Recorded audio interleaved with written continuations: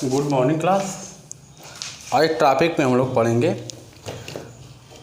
उत्तर भारत में कुछ राज्यों में घनाघोर वर्षा हो रही है जिससे वहाँ बहुत ज़्यादा ही नुकसान हुआ है। अब उत्तर भारत के किन किन राज्यों में वर्षा बहुत ज़्यादा हो रही है हम लोग इसी को आज पढ़ेंगे। तो पढ़ने से पहले सबसे पहले वर्षा होती कैसे है और घनाघोर वर्षा होती है, बादल का फटना, ये सब आज हम लोग टॉपिक है देखेंगे। टॉपिक क्या है? उत्तर भारत। उत्तर भारत में वर्षा, जो घनाघोर वर्षा हो रही है जिससे वहाँ बहुत काफ़ी जन धन की हानि हुई है। क्यों हो रही है वर्षा, इसी पर आज हम लोग चर्चा करेंगे। तो देखिए, उत्तर भारत में वर्षा हो रही है तो इसको समझने से पहले हम लोग विश्व का मानचित्र बनाएंगे। अब विश्व के मानचित्र के माध्यम से अगर हम लोग समझेंगे तो काफ़ी समझ में आएगा। लेकिन आप इतना समझ लीजिए कि जो घनाघोर वर्षा हो रही है उसके पीछे कारण क्या है? दो, एक तो है पश्चिमी विक्षोभ, पश्चिमी विक्षोभ, और दूसरा है मानसून। अब देखिए, अगर पश्चिमी विक्षोभ और मानसून के चलते घनाघोर बारिश हो रही है तो ऐसा हमेशा क्यों नहीं होता है, क्यों अब की बार हो रहा है, यह सब आपको समझ में आ जाएगा। तो जो उत्तर भारत में घनाघोर वर्षा हो रही है इसके पीछे पश्चिमी विक्षोभ और मानसून है जिम्मेदार है। हम मैप के माध्यम से आपको बता रहे हैं कि कैसे इसको हम लोग समझेंगे। अच्छा, मैप में विश्व मानचित्र अगर आपके पास होगा तो उसको खोल के देखेंगे तो इस साइड एशिया महाद्वीप रहेगा, इसी से सटा हुआ यूरोप, इधर उत्तरी अमेरिका, दक्षिणी अमेरिका, अफ्रीका, ऑस्ट्रेलिया और अंटार्कटिका। तो भारत एशिया महाद्वीप पे मान लीजिए यहाँ पर कहीं है।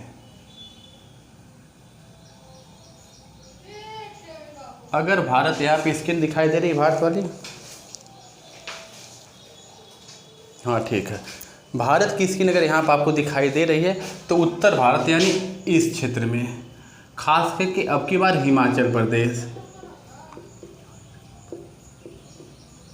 हिमाचल प्रदेश में प्रकृति का बहुत ही बड़ा कहर वर्षा है।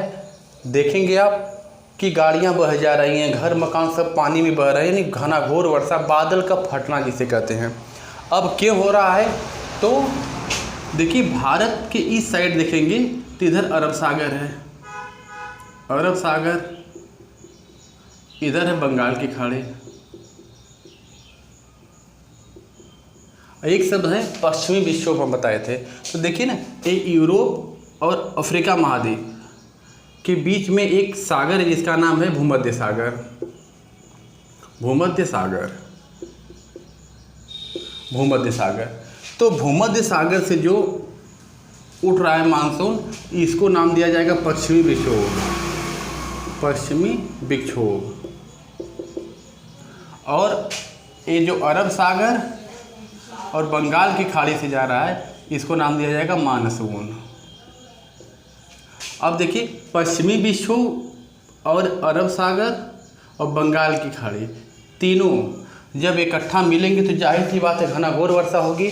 अब की बार हिमाचल प्रदेश में जो घनाघोर वर्षा हो रही है इसके पीछे ये जिम्मेदार है क्या? पश्चिमी विक्षोभ। पश्चिमी विक्षोभ कहाँ से उठ रहा है? तो भूमध्य सागर से उठ रहा है और जाके अरब सागर से, अरब सागर की शाखा, बंगाल की खाड़ी से बंगाल की खाड़ी की शाखा, यह जाकर यहाँ पर तीनों शाखाएं आपस में टकरा गई हैं जिसके कारण हिमाचल प्रदेश में तबाही मची हुई है। यहाँ तक कि कई लोगों की जान भी जा चुकी है। तो इसको समझने से पहले हम लोग ये देखेंगे कि मान लीजिए हम आपको अफ्रीका महाद्वीप की तो कोई कहानी इसमें है नहीं और ना ऑस्ट्रेलिया महाद्वीप की कहानी है, तो इसको हम लोग देखेंगे कि देखिए, अगर पृथ्वी है तो पृथ्वी के बीचों बीच एक रेखा जिसका नाम है विषुवत रेखा, विषुवत रेखा, ऊपर कर्क रेखा और नीचे है मकर रेखा, मकर रेखा। अब ये जो कर्क रेखा है भारत को बीचों बीच काटती है। अब इसमें जो सूर्य है, देखिए सूर्य दिसंबर के महीना में मकर रेखा पर होता है, मार्च में विषुवत रेखा पर जाता है, जून में कर्क रेखा पर जाता है। तो यानी जून, ये आपका जुलाई चल रहा है, लमसम सूर्य इधर कहीं है इसी साइड। अब आपको मालूम है कि जब सूर्य सीधा चमकेगा तो वहाँ पर हवाएं गर्म होंगी, समुद्र की अपेक्षा स्थल जो है ज़्यादा गर्म हो जाता है, वहाँ की हवाएं गर्म होकर ऊपर उठ जाती हैं, और जो समुद्र है यहाँ की हवाएं ठंडी रहती हैं। यहाँ बनेगा उच्च वायुदाब, इधर बनेगा निम्न वायुदाब, क्योंकि हवाएं गर्म होकर ऊपर उठ जाएंगी, और जब हवाएं गर्म होकर ऊपर उठ जाएंगी तो जो अरब सागर है इसकी ठंडी शाखा जो उच्च वायुदाब है, और जो बंगाल की खाड़ी है इसकी उच्च वायुदाब। हमेशा हवाएं उच्च वायुदाब से निम्न वायुदाब की ओर चलती हैं, और यह हवाएं उधर चलने के लिए स्टार्ट हो जाएंगी। जब इधर जाएंगी तो जाहिर सी बात है कि घनाघोर वर्षा होगी। अच्छा, एक बात और दिमाग में आपको समझना है कि जब सूर्य यहाँ पर है, अगर सूर्य यहाँ पर है तो यहाँ बारिश क्यों हो रही है? ताकि सूर्य अगर है तो वहाँ तो गर्मी होनी चाहिए, धूप होनी चाहिए, लेकिन फिर भी बारिश क्यों हो रही है? इसके पीछे यही कारण है कि अगर सूर्य यहाँ चमक रहा है कर्क रेखा पर, यानी कर्क रेखा के समीप, तो अगर सूर्य लंबवत चमकेगा तो समुद्र की अपेक्षा स्थल ज़्यादा गर्म हो जाते हैं। जब ज़्यादा गर्म हो जाएंगे तो हवाएं यानी हवाएं गर्म होके ऊपर उड़ जाएंगी। यहाँ बनेगा स्थलों पर निम्न वायुदाब, और जो समुद्र है यहाँ पर जल्दी गर्मी नहीं होगी, यहाँ बनेगा उच्च वायुदाब। हमेशा हवाएं उच्च वायुदाब से निम्न वायुदाब की हो जाती हैं। तो यह दोनों शाखाएँ इधर चल गई। इधर देखिए, यह सब क्षेत्र सूखा पड़ा, और यह जो भूमध्य सागर यहाँ उच्च वायुदाब का क्षेत्र बना, हवाएं उच्च वायुदाब से निम्न वायुदाब की ओर चली गई।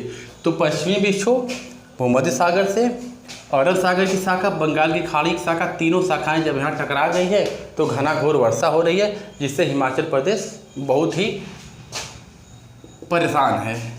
बहुत ज़्यादा धन, जान, दुनिया जो भी है सब कुछ यहाँ नुकसान हुआ है। अब वर्षा कैसे होती है थोड़ा इसको समझ लीजिए। हम वर्षा को इधर बता दे रहे हैं।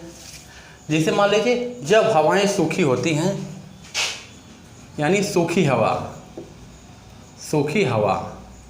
अगर सूखी हवा है यह बह के इस तरह जाएंगी, और कोई रास्ते में समुद्र मिला, जलाशय मिला, तो यह सूखी हवाएं जल वाष्प को ग्रहण कर लेंगी, क्योंकि भूखी रहती हैं।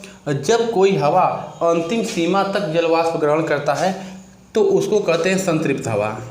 संतृप्त हवा यानी जो हवा अपने आखिरी सीमा तक जल ग्रहण कर ले, उसके बाद उसमें जल ग्रहण करने की क्षमता न हो, तो उसे बोलेंगे संतृप्त हवा। अब यह हवा यानी इस हवा का पूरा पेट भर गया पानी से, यह हवा निकलेगी आगे। अगर रास्ते में कोई पर्वत पड़ गया तो यह इसके सहारे ऊपर चढ़ेगी, और ऊपर चढ़ेगी तो जाहिर सी बात है वायुमंडल वाली टॉपिक में आपको मालूम होगा कि वायुमंडल में क्षोभ मंडल, समताप मंडल, ओजोन मंडल, मध्य मंडल, आयन मंडल है। तो यह जो जाती है तो क्षोभ मंडल में जब पहुंचती है तो क्षोभ मंडल में तापमान ह्रास दर पाया जाता है, यानी ऊंचाई बढ़ने के साथ साथ तापमान घटता है। जब ऊंचाई बढ़ने पर तापमान घटता तो जाहिर सी बात है संघनन की प्रक्रिया होती है, और यही जो संतृप्त हवा है पानी के रूप में धरती पर गिरने लगती है। तो वर्षा कैसी होती है आपको समझ में आ गया होगा। एक बार और देख लीजिए। सूखी हवाएं किसी जलाशय के पास से यानी समुद्र के पास से जब जाएंगी तो जलवाष्प ग्रहण कर लेंगी, आखिरी सीमा तक जलवाष्प ग्रहण करेंगी, उसके बाद उनको जल ग्रहण करने की क्षमता नहीं रह जाती है। ऐसी हवाओं को संतृप्त हवा कहते हैं। यही संतृप्त हवाओं का समूह जब आगे बढ़ता है, एक ग्रुप बनाता है तो बादल बनता है, और यह बादल जब ऊंचाई पर कोई पर्वत अगर आ जाता है तो उसके सहारे जब चढ़ता है तो क्षोभ मंडल की सीमा आती है। क्षोभ मंडल की सीमा में तापमान ह्रास दर पाया जाता है, जिसकी वजह से तापमान घटने लगता है और संघनन की प्रक्रिया के द्वारा वर्षा होती है। तो वर्षा कैसे होती है पता चल गया।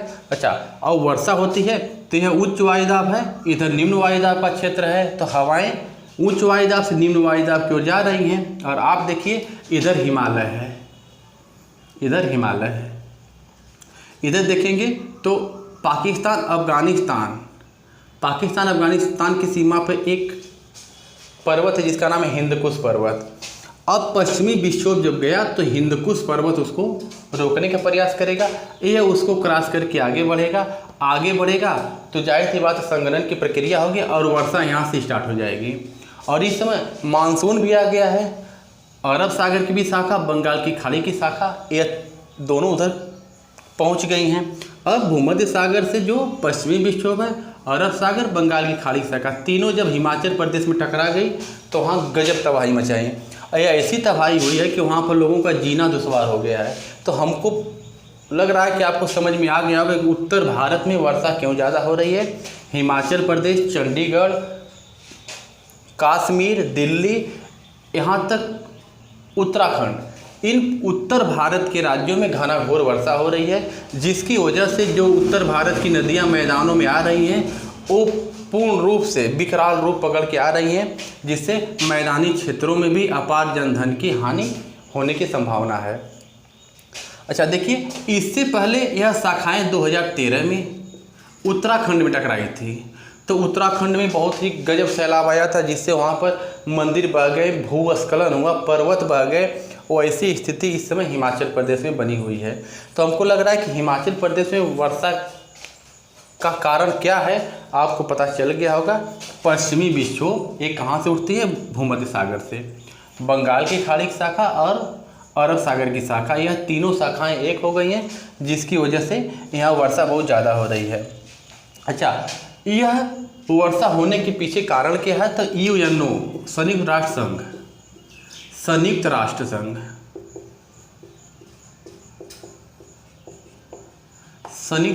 द्वारा दुनिया का सबसे गर्म दिन 4 जुलाई 2023,